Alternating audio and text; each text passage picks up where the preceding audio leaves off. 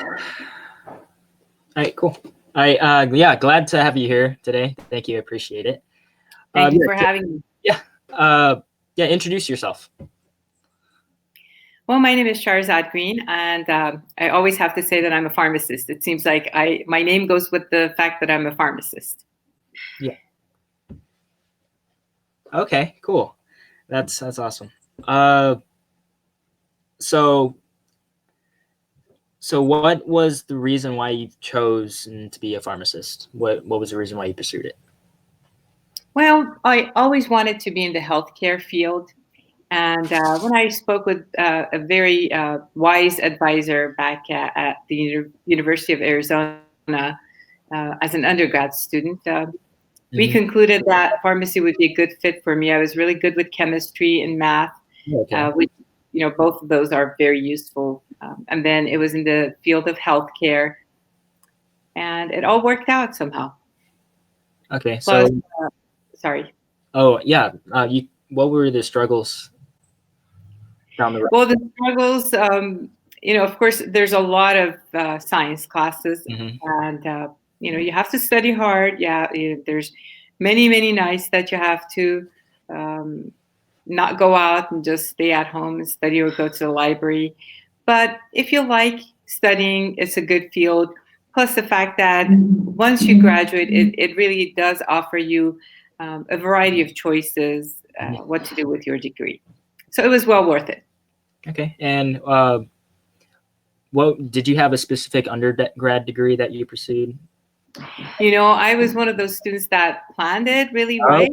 So instead of finishing a full undergrad degree, I actually applied to pharmacy school before my second year was over, and I took my PCAT and all that. Oh. So I got lucky. I got accepted on I only applied to one school, and that was U of A, and I got in right away. So I finished my degree without an undergrad degree. But nowadays, most people do have a biology or chemistry degree that would be useful for them. So how would one go about their way to pursue the same road that you did to graduating early?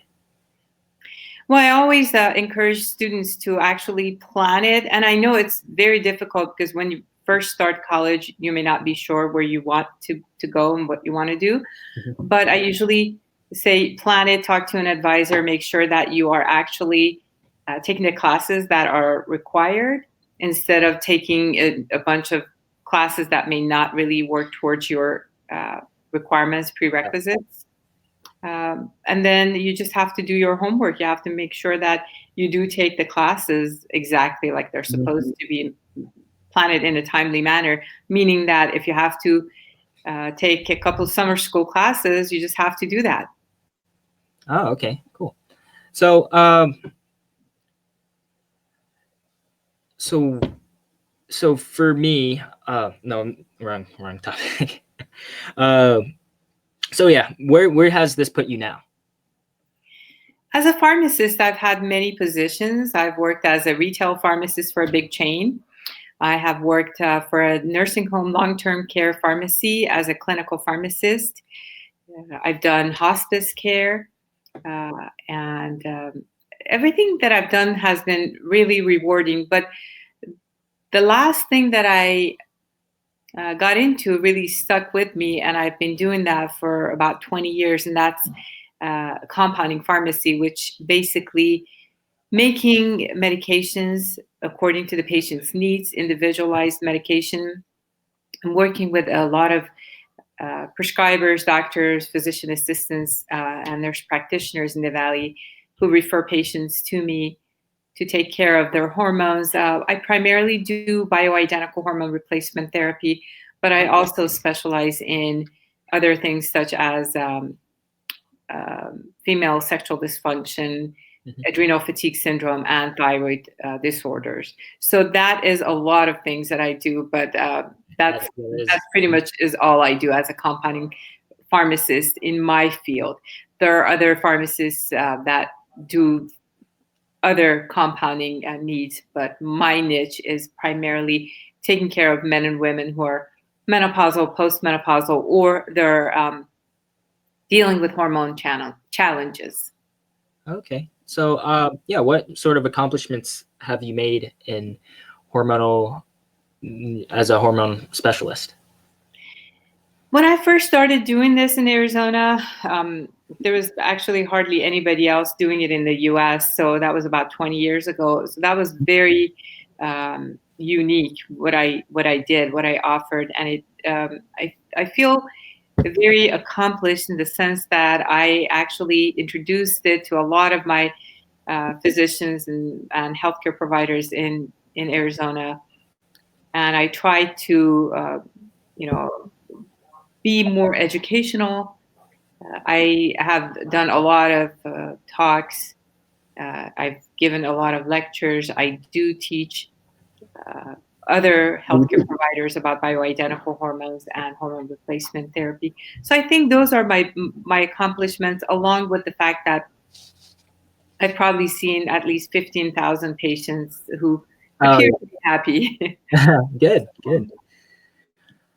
So, is there anything that you want to tell everybody uh, that may be watching this right now? Of course, working with bioidentical hormones, the reason I got into it, first of all, is because my mom had breast cancer after using the regular hormones. So I want you to open your eyes, open your ears, and actually, in this day and age, especially because of the internet, Yeah. even though it could be really not a good idea to look up everything on the internet, but it could also give you some information. There are some legitimate people and lectures and talks that you could listen to or read books. But know your options, know your choices. It's all about knowing your choices. Um, when my mom was taking the hormones, she asked me, I'm a pharmacist. She says, "What do you think?" And I said, "Well, it's good for your heart. Studies have shown that these are going to be very good for your heart." And she had a family history of heart disease, so we thought that was good. The OBGYN told her that she had to be on them until she's 99. Oh, And I even asked the drug rep, and he quoted all these studies, how wonderful these hormones were. Well, those were not exactly the best hormones. It was synthetic progesterone, and it was not a good estrogen that she was being okay. given. So after about 4.5 years, she developed breast cancer, which is ironically, when you look at long studies now, you see that yes, patients after a few years tend to develop breast cancer. Okay. So I learned a lesson. It was a very expensive lesson emotionally and physically for my mom, of course, and that was the fact that you don't just trust what you're being told. You Yeah. have to do your homework. You have to really seek your options. And another thing that I think is very important for women and men, for that matter, is actually look at non-hormonal ways that you can get help. So when a patient makes an appointment with me for a consultation, my consultations are pretty comprehensive. They're about an hour long, and during that time, I go over the patient's past medical history, family history, risk factors for developing different disease, Hmm. symptoms, blood work. We talk about non hormonal things as well as hormones.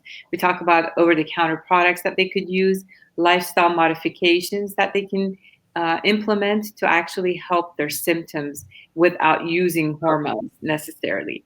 So it's a combination of everything. And as a result of that, I actually ended up, should I tell you about the product that I made? Go for it. Okay. So all these years, we have my mom and I, who fortunately she's still alive. She survived all that nasty, mastectomy and chemotherapy. Hmm. But we always had this conversation. Well, what about the women who can't take hormones, even though these are bioidentical hormones that I recommend? So Oh, finally, after I read a study about an herb, I went ahead and kind of investigated that and ended up, long story short, made a over the counter. yeah. Sorry, I got distracted. So I made an over the counter product called Fabuvag, and that's a funny name. So it is for vaginal dryness for women, and the study actually showed that the main ingredient in Fabuvag, which is an herb, it did help women with vaginal dryness. And then there was another study that showed that it may help them in the area of intimacy with their partners. So yeah, that took a lot of work, but I'm really thankful that I actually found the studies and I put in the effort, because FabioVag is now available to all those women who cannot and don't want to use hormones. And we're now experimenting with it for hot flashes. So if anybody's interested, I'd be happy to talk to them about that and see if we could use it, being that it's herbal and non-hormonal, to see if we could bring hot flashes under control without giving hormones. Okay, so yeah, so for whoever this applies to, go check her out and try FabioVag. Yeah, it's www.naturalvaginalsolutions.com, or they could just go to fabiovag.com. FABUVAG. Thank you. So that's pretty much all I have for now. Do you have any questions? No, good luck with what you're doing. Excellent job. It's too generous. No, you did wonderful. And if there's anything that I can do, or if your viewers would like to contact me, I'll give you my direct number. And that's 480-264-7600. 480-264-7600. And again, my name is Sharzad Green. I'm a pharmacist. Some people call me Dr. Green, but Sharzad would be fine if you can say it. Thank you. Do you have anybody that you can refer to the show? I'm sorry? Do you have anybody in mind, that, like, any other doctors that might be interested in the show? Absolutely. If you send me the link, I will share it with my physicians and providers and some of my patients too. I'm sure they would love to see that. I'm also on Facebook and Instagram, so I'll share that. That would be great. Thank you. Thank you. Bye-bye. All right, bye-bye. Nice having you. Thank you.